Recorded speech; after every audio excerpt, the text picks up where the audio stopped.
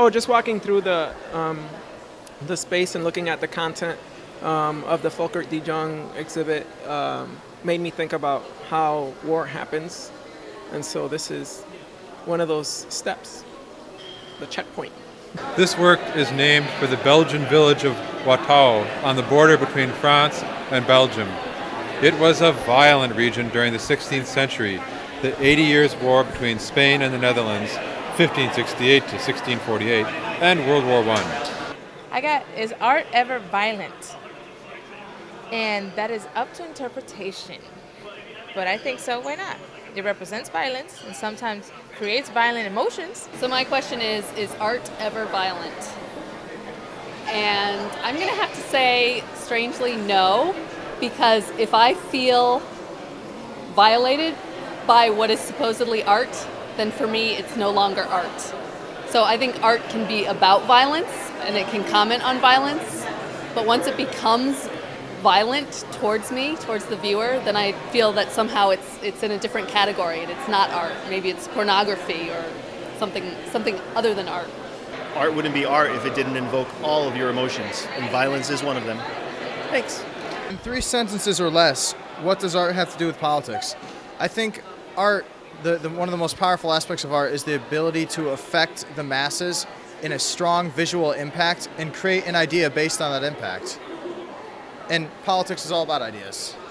The question was, what is a can of great stuff used for? Well, yeah, you patch the walls, and I didn't know it was called great stuff. I've done that. It's like foam. Yeah, that's what it is. It's foam, and you can fill the holes where the bats get in. Oh, I don't have any bats, but I once did. Or even where mosquitoes get in.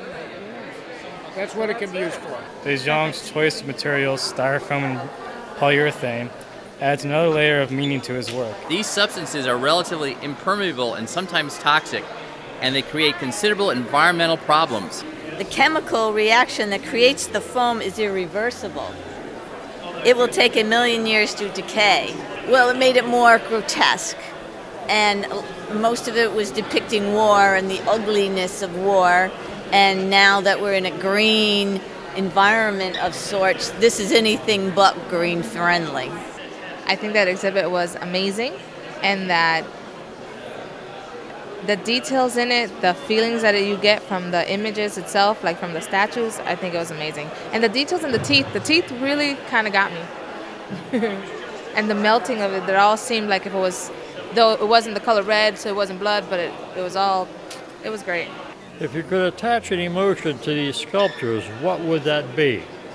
Initial reaction was surprise, grotesque. I think the word grotesque was in there, and big. I think big was the first thing. As soon as I saw the first caricature there.